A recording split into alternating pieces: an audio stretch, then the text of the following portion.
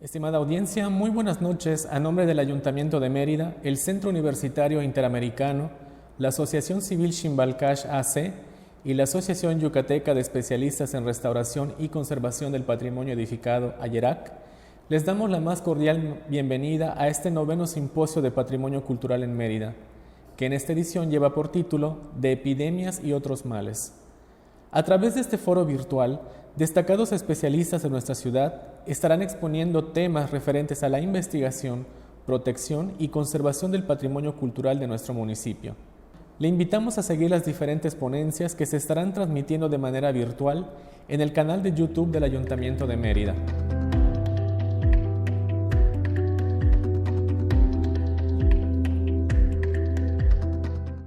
En esta ocasión, recibiremos a la maestra Yaneli Aguilar Duarte.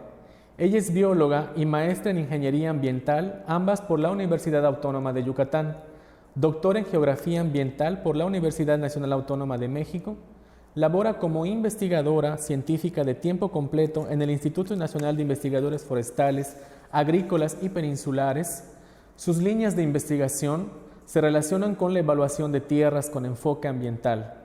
Obtuvo el primer lugar en la categoría de posgrado con el premio Agua Sustentable, Perspectivas Universitarias 2014, otorgado por la Fundación ICA, Ingenieros Civiles y Asociados, con el trabajo Propuesta de la VACI, Índice de la Vulnerabilidad del Acuífero Kárstico Yucateco y la Contaminación.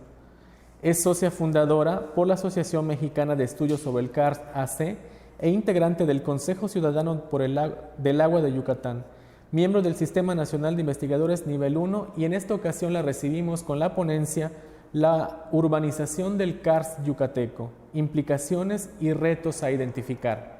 Bienvenida.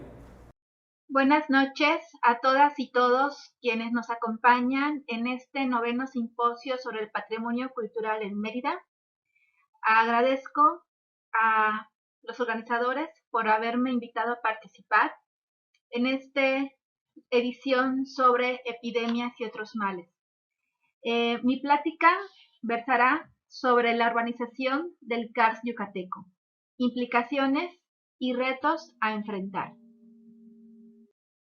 El contenido de esta charla tendrá los siguientes puntos: un contexto geológico de la región, una definición breve de sistemas kársticos, hablaremos un poco de ciclo hidrológico versus ciclo sociohidrológico, los impactos como sobreexplotación, colapsos, intrusión salina, inundaciones, extracción de materiales y multiamenazas, y retos principalmente en cuanto a legislación, la revalorización del patrimonio cultural, geológico, biocultural, y finalmente las reflexiones sobre cuál es la verdadera epidemia. Una breve mirada al pasado geológico de la península de Yucatán nos muestra cómo hace aproximadamente 600 millones de años ocurrió el impacto de un meteorito cuando el Golfo de México estaba aún en formación. El impacto fracturó la roca, originando un cráter multianillos. Con el tiempo y debido a ascensos y descensos del nivel del mar, se fueron apilando sedimentos carbonatados. Actualmente, esta capa de sedimentos tiene aproximadamente entre 800 a 1000 metros de espesor. La presencia de este cráter en el subsuelo de la península de Yucatán es uno de los factores que indirectamente han influido sobre la formación de cenotes, principalmente el conocido anillo de cenotes. Y en esta estructura, que tierra adentro forma un semicírculo de cuerpos de agua, tienen una importante influencia sobre la dinámica de los flujos regionales de las aguas subterráneas. Por este origen geológico, la península de Yucatán está compuesta por rocas calizas, es decir, por rocas formadas por una mezcla de minerales con restos de animales, principalmente exoesqueletos de organismos marinos como conchas, caracoles, corales, esponjas, equinodermos. Y esta roca caliza puede disolverse con el paso de agua de lluvias acidificada y o con los ácidos orgánicos producto de la actividad microbiana de los suelos, y de esta manera se van formando oquedades. Con el tiempo se originan cuevas, cavernas y otros tipos de geoformas, tanto negativas, llamadas depresiones, así como positivas o elevaciones. De esta manera se constituyen los paisajes kársticos, territorios que presentan un sistema de drenaje con flujos por conductos originados por la disolución o karstificación de las rocas solubles, generando diferentes geoformas subterráneas y superficiales, diferentes en tamaños, características y funcionamiento. Son diversos los factores que influyen en la karstificación, pero el factor de mayor peso para la disolución de las rocas es la presencia de dióxido de carbono en el agua. En esta imagen se observa un modelo digital de elevaciones del INEGI, y en donde de manera general y de acuerdo con Lugo y colaboradores, la entidad yucateca se pueden reconocer dos grandes regiones geomorfológicas. La primera, que ocupa la mayor extensión, son planicies dispuestas en diferentes altitudes que no superan los 40 metros sobre el nivel del mar y con diferentes grados de karstificación. La segunda es a partir de las fallas de Ticul y Sayil hacia el sur, donde las elevaciones topográficas son mayores a 50 metros, alcanzando 300 metros en algunos puntos, con un relieve más marcado, dominando lomeríos, alternado con planicies escalonadas. Debido a la alta permeabilidad de las rocas calizas, en todo el territorio yucateco se albergan aguas subterráneas, los llamados acuíferos kársticos, de donde la población se abastece de agua.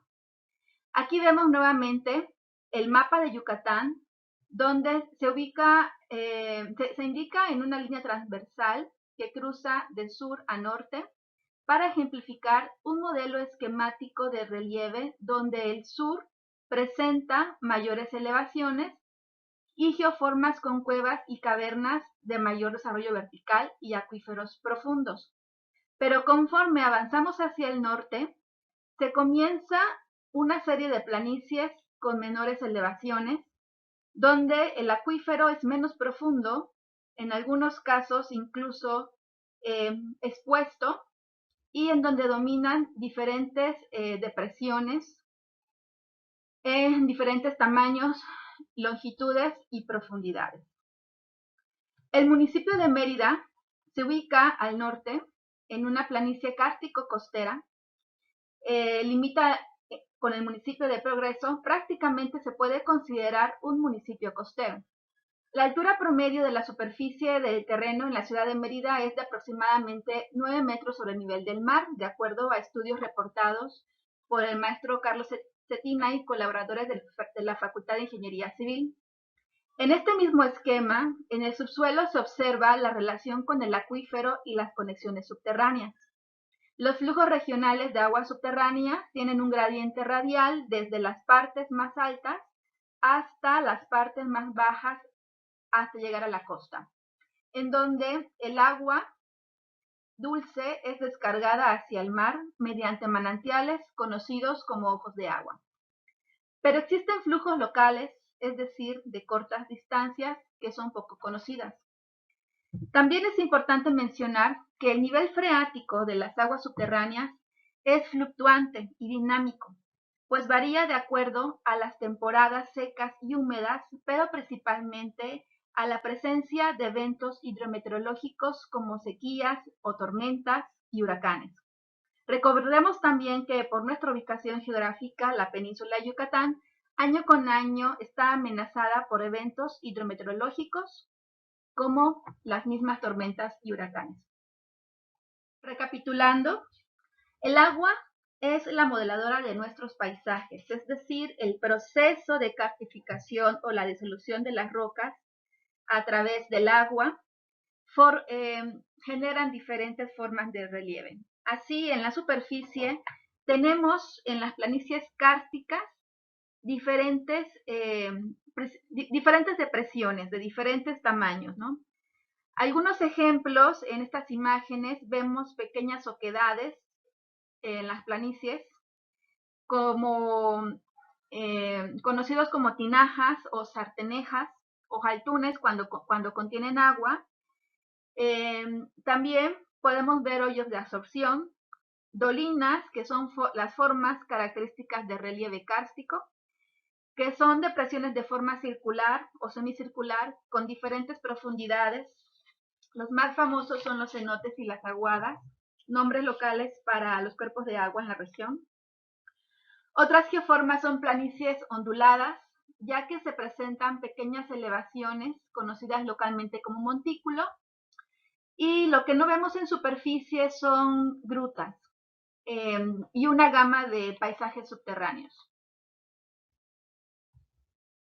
En el sur observamos las mayores elevaciones, siendo las montañas bajas alineadas las más reconocidas y localmente llamadas sierritas de Ticulizayil.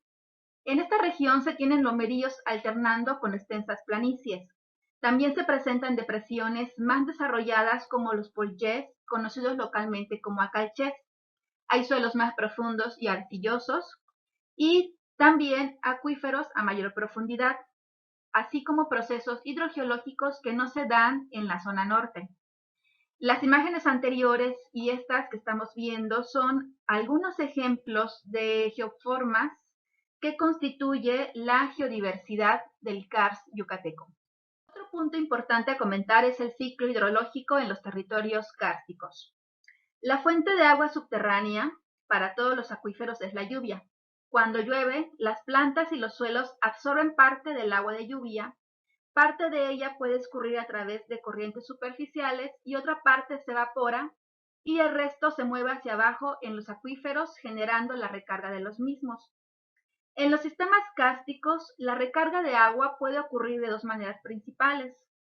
La recarga puntual o directa, cuando el agua de lluvia entra directamente a los acuíferos a través de las depresiones kársticas, como los cenotes, las rejolladas, los aguadas y otros. Y la recarga difusa, cuando el agua de lluvia sí filtra a través de suelo, subsuelo y raíces de la vegetación, favoreciendo los procesos de filtros naturales como la retención, transformación, descomposición de contaminantes y nutrientes. Una vez adentro, el agua y todo lo que llueve puede moverse de manera general de dos formas. Por flujos a través de los conductos internos que poseen las rocas kársticas, y de esta manera el transporte puede ser más rápido, o a través de flujos difusos a través de la matriz de las rocas, en donde este flujo puede ser más lento. De esta manera, el agua subterránea se mueve a través del ciclo hidrológico como parte de un sistema de flujo dinámico desde las áreas de recarga hasta las áreas de descarga que fluyen hacia arroyos, lagos kársticos, humedales y ojos de agua o manantiales que llegan a las zonas costeras. Sin embargo, ¿qué pasa cuando se cambia o se intensifica el uso del suelo? Proyectos extractivistas, megagranjas, industrias con alta extracción de aguas subterráneas, crecimiento descontrolable de las zonas urbanas y de zonas costeras.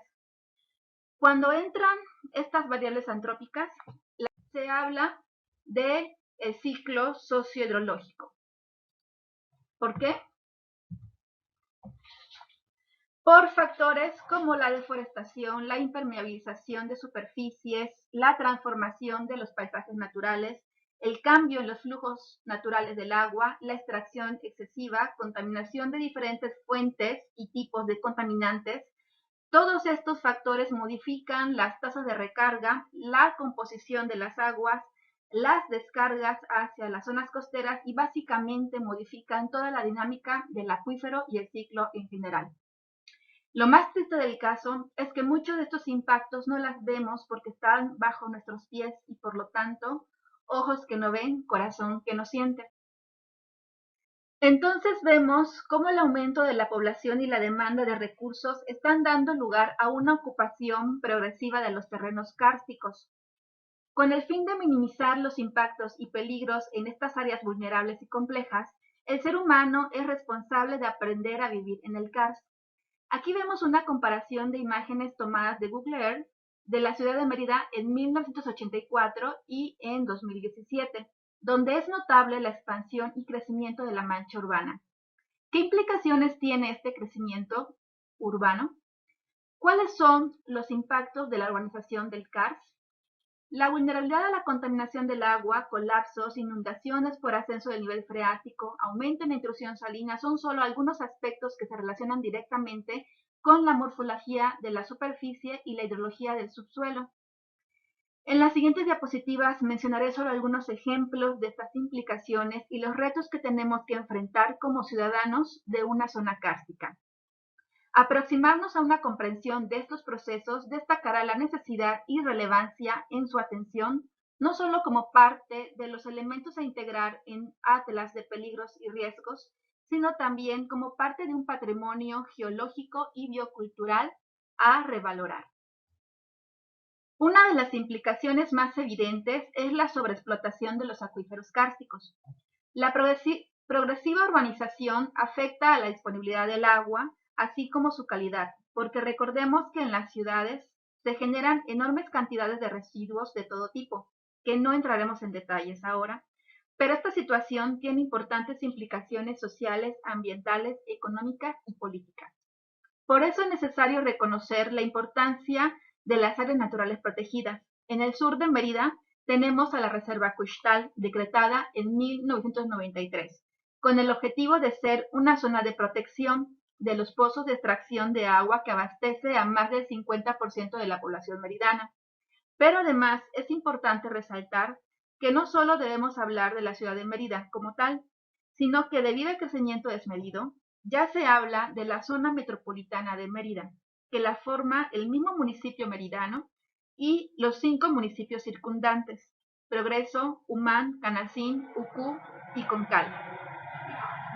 Entonces, aquí destaca la importancia de la Reserva Hidrológica del Anillo de Cenotes, decretado en el 2013, donde estudios realizados por la doctora Pacheco y colaboradores la han identificado como una zona importante de recarga del acuífero, que como hemos visto se conecta en el subsuelo y por lo tanto alimenta a otras zonas, incluyendo a nuestra reserva Kuxtal, de la cual nos abastecemos de agua. Colapsos y subsidencias del terreno. Por nuestra geología, los procesos de disolución y colapso son naturales. Sin embargo, estos procesos pueden ser activados o acelerados por factores antrópicos. Por ejemplo, un acuífero en equilibrio, con niveles freáticos adecuados y próximos a la superficie, el agua actúa como un colchón que sostiene el terreno en su conjunto. Un colapso puede desencadenarse cuando el nivel freático desciende, en cuyo caso desaparece ese efecto colchón. Este descenso del nivel freático puede deberse tanto a la extracción excesiva del agua del subsuelo por bombeos o en temporadas de sequías prolongadas.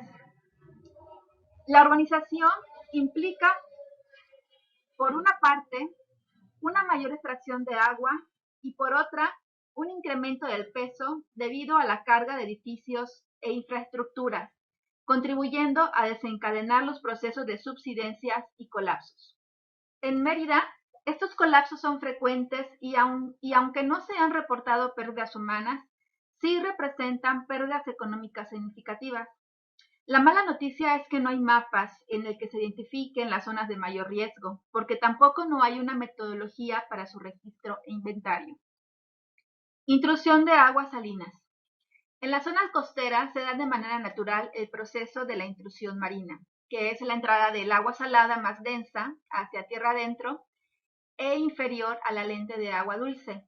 En equilibrio, esta cuña de agua salada es menor cuando mejor es el flujo de agua dulce hacia el mar. Pero la intrusión de aguas salinas puede inducirse por la sobreexplotación de los acuíferos, sobre todo si mientras más próximo están los pozos de extracción a la línea de costa, mayor es la probabilidad de la intrusión salina. Inundaciones. Esto en la región se da por ascenso del nivel freático y el ascenso del nivel medio del mar.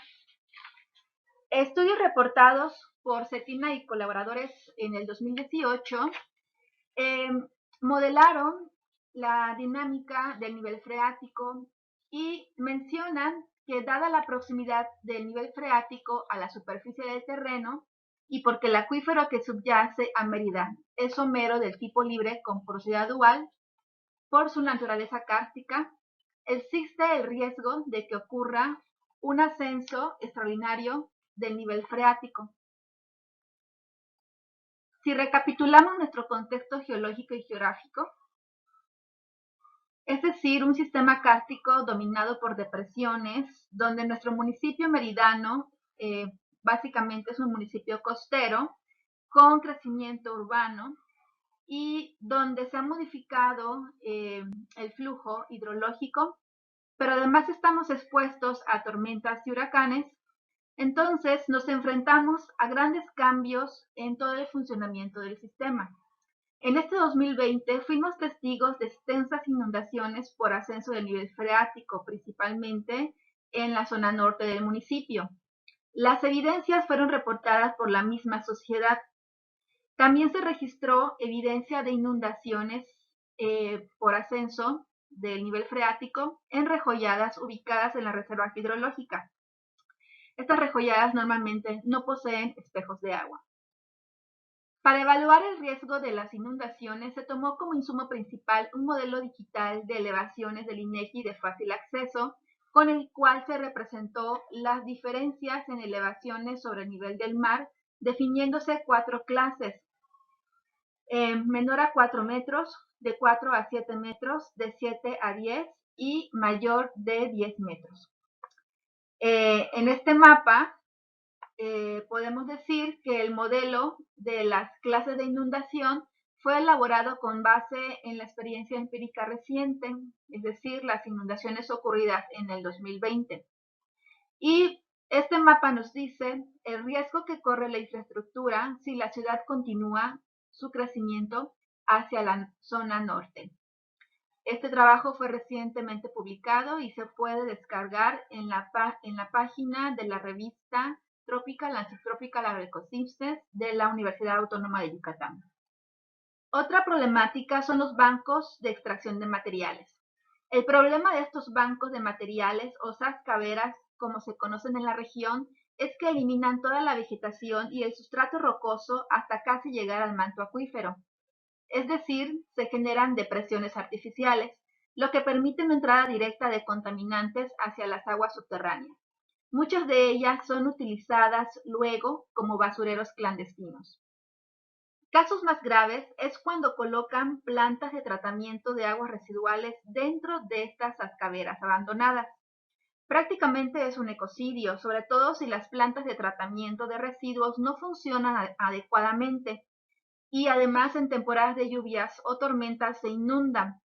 Se presentan fugas de las aguas residuales, representando un foco de infección alarmante, sobre todo para la población próximo a estas zonas.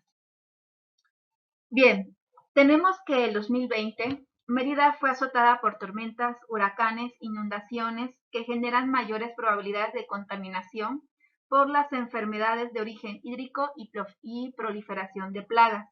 Todo esto en un contexto de pandemia por un virus que nos obliga a mantener condiciones extremas de higiene. Un año con multiamenazas, prácticamente un supercombo. Actualmente tenemos una combinación de factores tanto naturales como nuestro contexto geológico, geográfico y nuestra exposición natural a tormentas y huracanes, y con una combinación de factores socioeconómicos como la deforestación, el crecimiento de las zonas urbanas, transformación de paisajes, megaproyectos extractivistas, sobreexplotación de recursos como agua y roca, que en su conjunto generan una amenaza socionatural. Es decir, son circunstancias en donde las actividades humanas están incrementando la ocurrencia de ciertas amenazas más allá de sus probabilidades naturales y que surgen de la interacción de los procesos naturales con paisajes sobreexplotados o en procesos de degradación. En resumen, Los desastres no son naturales, son socialmente construidos y se pueden evitar. La evidencia señala que cada vez hay mayores condiciones que generan este tipo de amenazas socionaturales, los cuales pueden reducirse y hasta evitarse a través de una gestión prudente y sensata de los usos del suelo y de los recursos en general. Entonces, ¿qué hacemos? ¿Cuáles son los retos para esta gestión adecuada en las zonas de karst?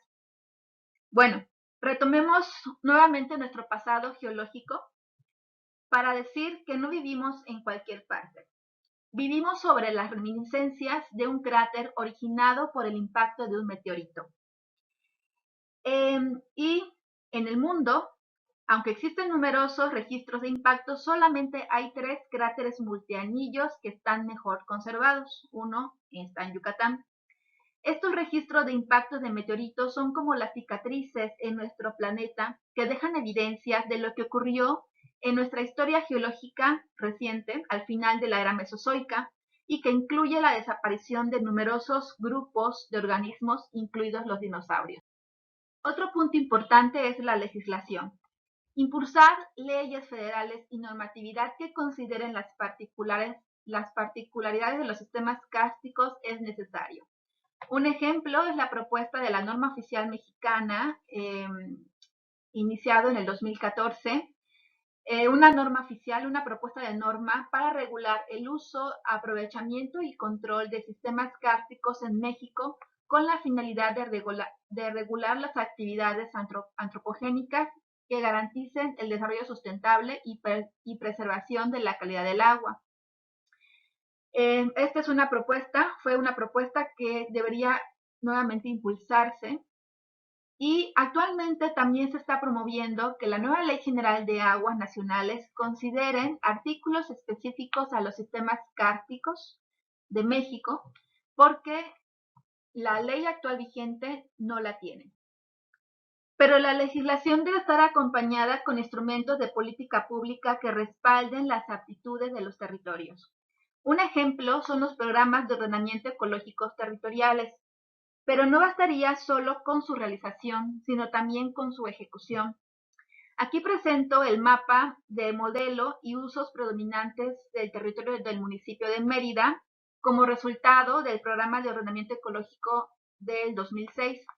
En este mapa se proponen nuevas áreas naturales protegidas, principalmente la expansión de la Reserva Cuixtal y las otras áreas extensas al norte del municipio, debido principalmente a sus condiciones ambientales. Justamente esta zona norte coincide con las zonas de mayor riesgo de inundación por ascenso del nivel freático. Sin embargo, estas nuevas propuestas de áreas naturales protegidas no se decretaron y en su lugar la zona urbana siguió expandiéndose y así continúa. Y bueno, con las implicaciones que actualmente hemos visto. Otras acciones concretas a realizar es la restauración de bancos de materiales pétreos. De acuerdo al ordenamiento del municipio de Mérida, se cuantificó una superficie de 732 hectáreas pertenecientes a sascaderas abandonadas sin medidas de restauración, en violación a la normatividad y que son fuentes de contaminación a la flora de los mantos freáticos. También es importante crear metodología para el registro de colapsos y subsidencias e iniciar un inventario de estos sucesos, ¿no? Sobre todo para tener la distribución, frecuencia e intensidad y generar mapas. Instaurar una extensa red de piezómetros que permitan conocer con detalle mediante mapas los cambios en el nivel de profundidad del manto freático a lo largo del año y durante varias temporadas, y estudios a detalle de relieve kárstico, ya sea con drones o tecnología. Otro punto es reconocer nuestro patrimonio geológico, sobre todo el karst y sus características particulares, y su relación con nuestro patrimonio biocultural. Es importante mirar el pasado de nuestros ancestros. Los mayas poseían un amplio conocimiento de su entorno, por lo que hacían un adecuado manejo de las oportunidades y las amenazas que éste les brindaba. Lo anterior se ejemplifica en tres aspectos culturales de la civilización, como obras de ingeniería hidráulica, el diseño de la vivienda y el patrón de asentamiento de las comunidades y ciudades mayas. Por esta razón, es importante y es necesario promover la red de parques ecoarqueológicos a la sociedad yucateca. Las obras de ingeniería hidráulica implementado por los mayas son los ejemplos que deben integrarse con la revalorización de los elementos geográficos como las formas, aguas y suelos. En este sentido, los estudios arqueológicos de varios arqueólogos de la región, pongo aquí un ejemplo, un trabajo recientemente publicado por la arqueóloga María José Gómez Cobar y Luis Raúl Pantoja Díaz, nos presentan un ejemplo muy interesante de cuevas y pozos en los asentamientos prehispánicos de la región de Ixcansijo, o sea, nuestra antigua ciudad prehispánica maya, donde posteriormente se asentó Mérida. Entonces, este ejemplo me gusta mucho porque vincula estos elementos geográficos con el conocimiento de la cultura maya que debemos de rescatar, ¿sí? Y bueno, para la reflexión y retomando la edición de este 9º simposio de epidemias y otros males, habría que preguntarnos, ¿cuál es la verdadera epidemia actualmente? La idea que invito a reflexionar es sobre la que ha imperado en algunos grupos de personas que se ven por encima de la naturaleza, con una ambición desmedida y que contamina con actitudes individualistas, competitivas, prepotentes, materialistas, consumistas y hedonistas. Esto hay que cambiarlo. Necesitamos retomar la filosofía de las culturas mesoamericanas, donde el ser humano es solo una especie más, ¿sí? Y promover la comunidad a través de actitudes colaborativas, solidarias, compasivas, prudentes, éticas, empáticas y sabias.